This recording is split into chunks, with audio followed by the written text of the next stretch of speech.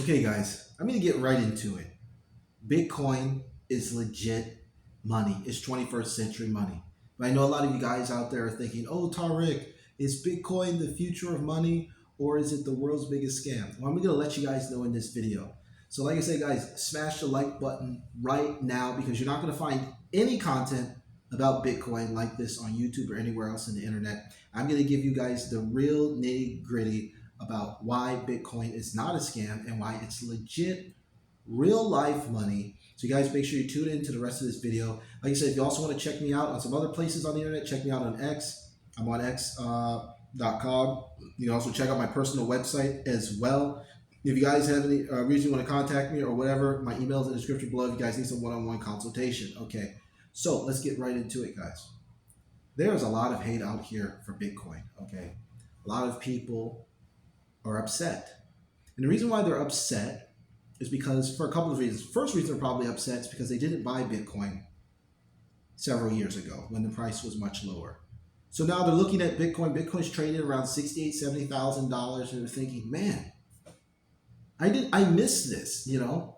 And then they're looking at the price swings and the price fluctuations in Bitcoin, and they're thinking to themselves, oh, well, I missed out on Bitcoin. It's a scam anyway, right? It's like the fox and the grapes, right? The old Aesop's fable, the fox and the grapes. You guys are familiar with that one. The fox kept trying to reach the grapes and he couldn't reach them. So then he figured out, oh, well, I don't want those grapes anyway. So a lot of you guys watching this are thinking just like that. You're like the fox and Bitcoin is the grapes. Because you guys did buy Bitcoin early on, you think it's a scam. Well, I'm going to let you guys know right now that Bitcoin is legit money. But before we talk more about Bitcoin, we need to understand exactly what money is. Now, guys, I got a pretty formal education on money. I studied economics at Dartmouth College in Hanover, New Hampshire. It's an Ivy League school, so I do have some formal educational background on the subject of economics, money, and things like that. So I'm not just talking to you. I'm not like going on the internet and reading something and regurgitating to you. I studied this stuff and I've been involved in the equity markets, economics, for the past 18 years. Okay, I ran a website.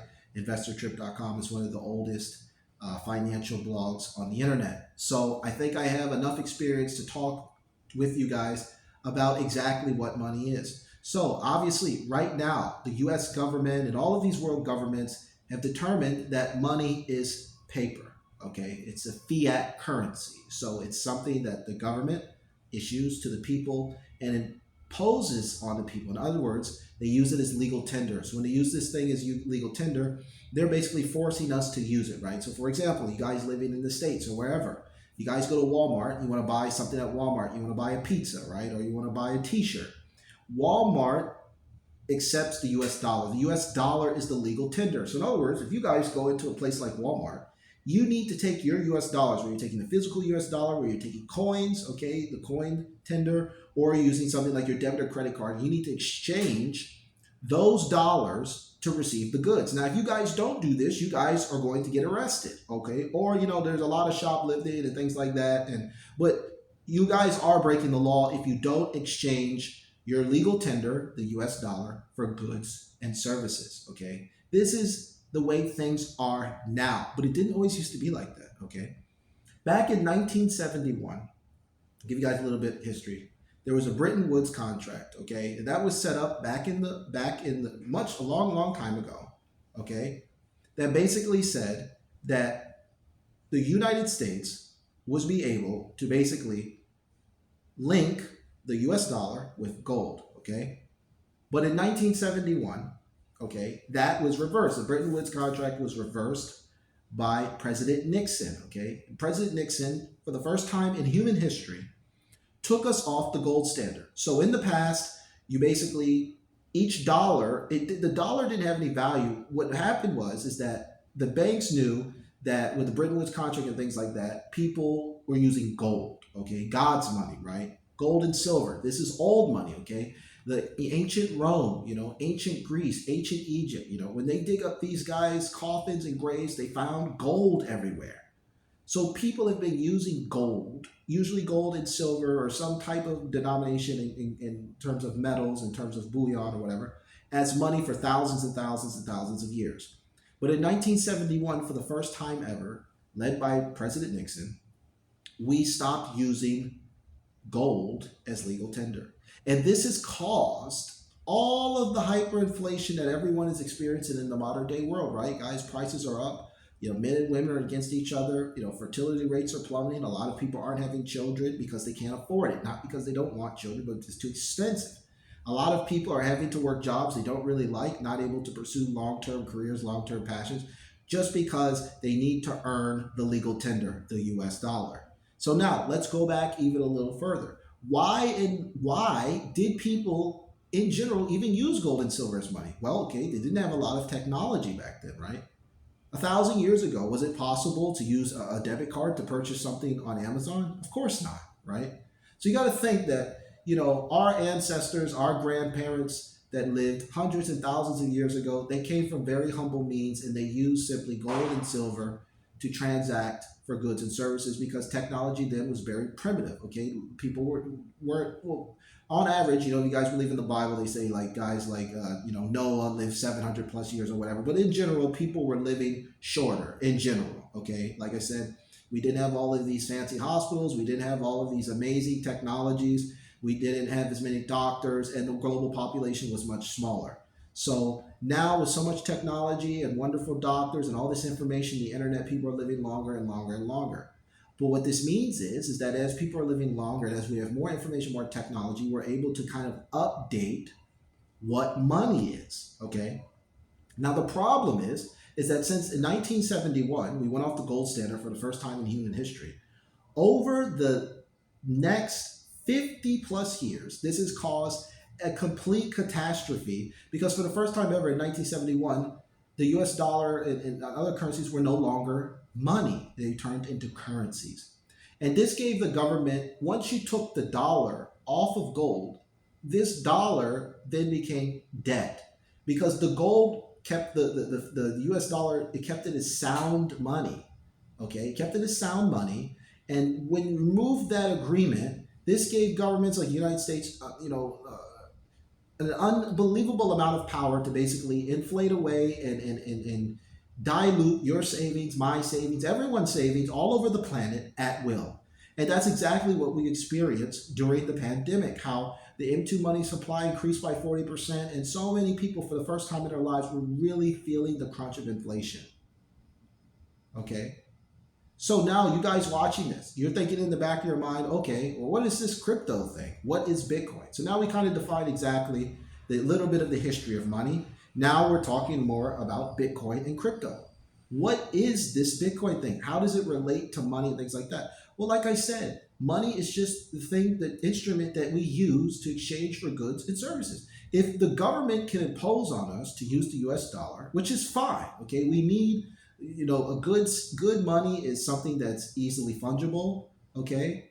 It's something that is easily transacted around places. You can use US dollars to purchase things. You can buy things online. Everyone recognizes the dollar, the greenback. It's ubiquitous, okay? When you see a $1, a $10 bill, $100, you know exactly what you're looking at, okay? It's divisible, right? We have different denominations in terms of money, whichever currency you're using. But the problem with modern day currencies is that they're a terrible store of value.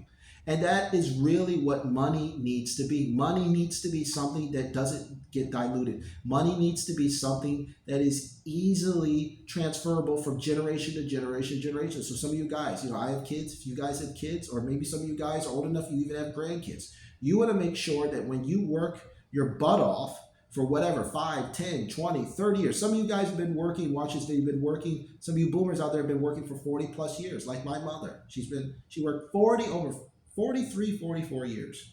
You want to make sure that that money that you save maintains its value and it gets passed down to your kids and your grandkids and so on, so to make their lives easier and easier and easier, okay? This is how generational wealth is built.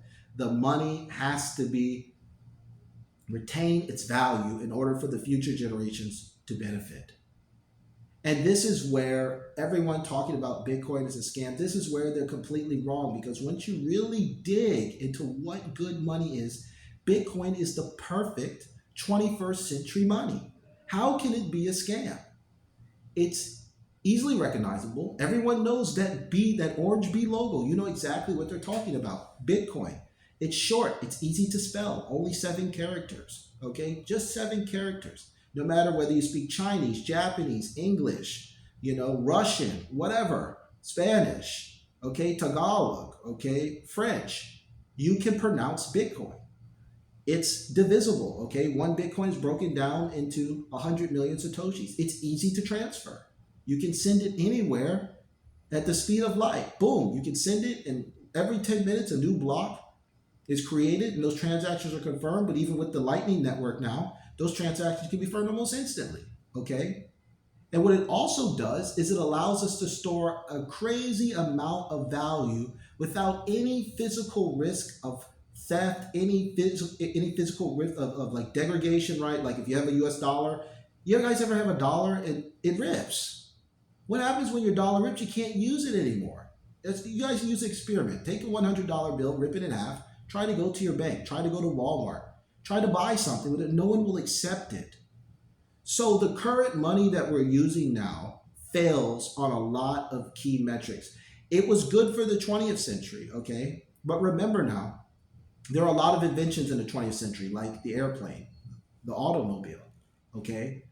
All of these things are great, but now think about how primitive it was when like the Wright brothers invented the airplane, and now we have these massive, 747 planes that can fly all over the world, and you can basically end up, fall asleep and end up in a brand new continent within hours. So obviously we've come a long way, but money hasn't really caught up, okay? And this is why Bitcoin provides sound money that doesn't lose its value. Okay, there's only 21 million coins. Things that are fixed on our planet are valuable. We have a fixed amount of land.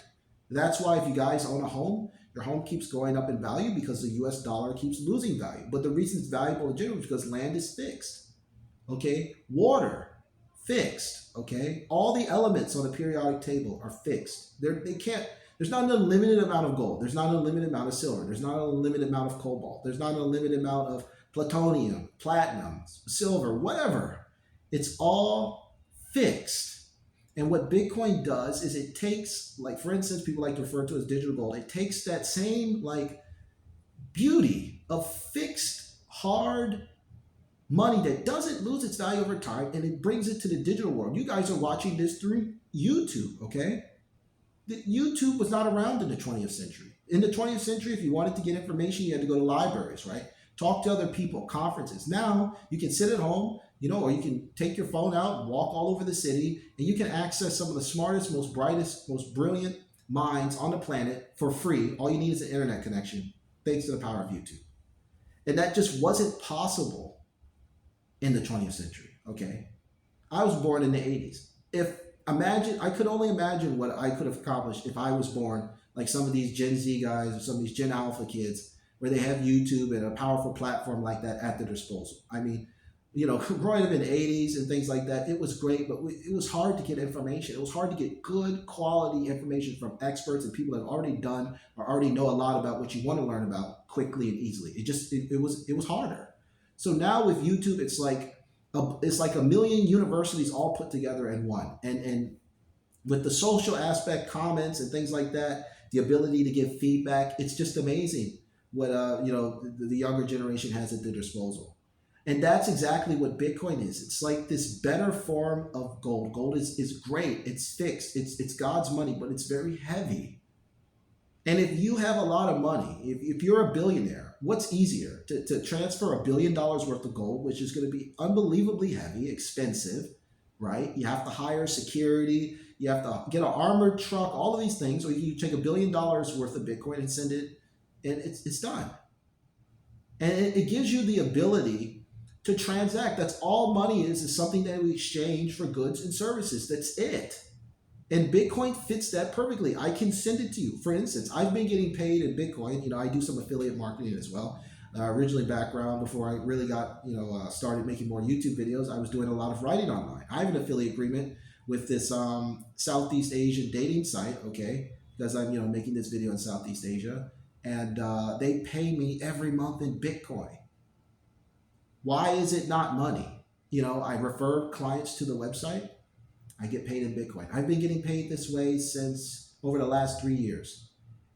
I didn't always start like this. When I first started with this company, I was getting paid by PayPal, but I was doing the math and realizing that if I started getting paid in Bitcoin, I would have a lot more money because the Bitcoin didn't lose its value during the money printing during the pandemic. It always retains its value because there's only 21 million coins.